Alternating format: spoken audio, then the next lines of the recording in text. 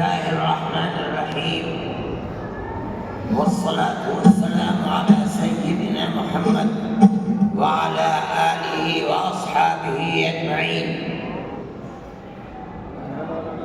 محترم حضرات،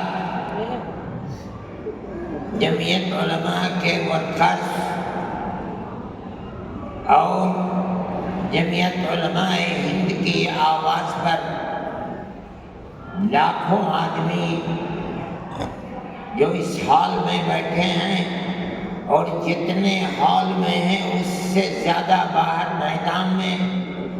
اور سڑکوں پر چل رہے ہیں اور ایک دوسرے برابر کے ہال میں بیٹھے ہوئے اسکرین پر کیا باتیں ہو رہی ہیں اس کو سن رہے ہیں. جمعیت علماء کا یہ اجلاس مختلف ان مسائل کے سلسلے میں ہوا ہے جو براہ راست مسلمان اور اسلام پر چوٹ دے رہے ہیں اور ملک کا موجودہ فرقہ پرست ذہنیت برابر جو کچھ کر سکتا ہے وہ ذہنیت کر رہی ہے. لیکن اس وقت سب سے بڑا مسئلہ وقف ترمیمی بل کا ہے. میرا یہ جی چاہتا تھا کہ اس سلسلے میں حکومت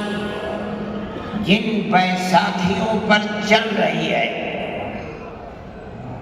بہار اور چندرا بابو نائیڈو، میں ان کو دعوت دوں اور وہ جمعیت علماء ہند کی دعوت کو قبول کریں. مسلمانوں کے جذبات اس مسئلے سے کتنا جڑے ہوئے ہیں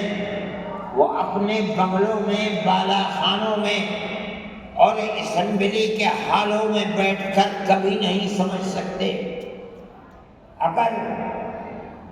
وہ عبرت اور نصیحت لے سکتے ہیں تو آج مسلمانوں کا یہ جم غفیر انہیں بتا سکتا ہے کہ وقف ترمیمی بل اور جو حالات ملک میں پیش آ رہے ہیں، مسلمان کا دل و دماغ کیا سوچ رہا ہے اور کس طرح ان حالات کو اپنی آنکھوں سے دیکھ رہا ہے. مگر یہ بات نہیں ہو سکی. پھر بھی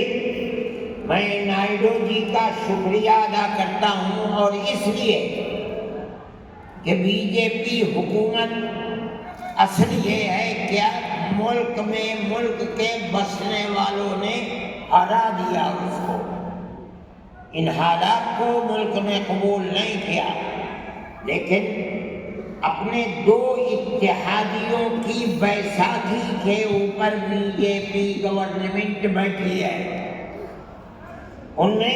بڑی مضبوط بیساکھی چندرا بابو کیا ہے اور ایک بہار کے اندر ہے. میں نے دعوت نامہ بھیجا لیکن انہوں نے معذرت کر دی، لیکن اپنی پارٹی کے نائب صدر نواب جان صاحب کو بھیجا یہاں. میں اسے بھی بہت بہترین نظر سے دیکھتا ہوں. میں یہ سمجھتا ہوں کہ مسلمانوں کے جذبات جو ادھر سے لے کر ادھر تک، یہ جم غفیر اپنے دل کی آواز گویا کہ دل کو نکال کر دکھلا رہا ہے، ترجمانی یہ جا کر کے کریں گے. اس لیے کہ جب تک ہمارا ماننا یہ ہے کہ اگر کوئی آگ لگتی ہے مسلمانوں کے جذبات پر، اگر وہ ترمیمی بل پر آگ لگتی ہے، تو جو بیساکھی جس پر ملک چل رہا ہے اس کی ذمہ داری اتنی ہی اس پر بھی پڑے گی جتنی ذمہ داری مرکز میں بیٹھی ہوئی طاقت کو پڑے گی. میں ان کی تشریف آوری پر شکریہ ادا کرتا ہوں اور میں سمجھتا ہوں کہ مسلمان کے یہ جذبات وہاں تک پہنچیں گے، اور جمعیت علماء نے یہ وہاں کی جمعیت کے ذمہ دار بیٹھے ہوئے ہیں، ہم نے طے کیا ہے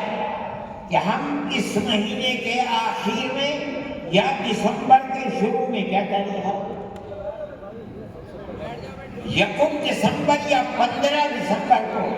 ہم وہاں بھی جمعیت علماء کی طرف سے کڑپا میں جو چندرا بابو نائیڈو کا وطن ہے، ہم وہاں انشاءاللہ 5 لاکھ مسلمانوں کو جمع کریں گے، اپنے دل کے احساس کو ان کے سامنے رکھیں گے۔ ہم جس طرح اس مسئلے کے اندر ملک کی موجودہ مرکزی حکومت کو ذمہ دار سمجھتے ہیں، اگر خدا نخواستہ یہ قانون پاس ہوا تو وہ بیساکھی جن کے اوپر یہ بیٹھ کر حکومت کر رہے ہیں وہ بھی اس ذمہ داری سے سبکدوش نہیں ہو سکتے۔ میں اپنے ان جذبات کے ساتھ نواب جان صاحب کا خیر مقدم کرتا ہوں۔ یہ نائیڈو جی کے نائب ہی سمجھیے، ان کی پارٹی کے نائب ہیں، اور مولانا خالد صاحب مسلم پرسنل لا بورڈ کے صدر ہیں، مولانا کا تعلق بھی تشریف رکھتے ہیں، ان تمام مسائل سے ہے جو مذہبی مسائل ہیں اور مسلمانوں کے خلاف اٹھائے جاتے ہیں۔ حضرت مولانا کی تقریر بھی آپ اس موضوع پر سنیں گے، اور سب سے بہترین مسلمانوں کی طرف سے اس بل کے خلاف جو چیئرمین کے سامنے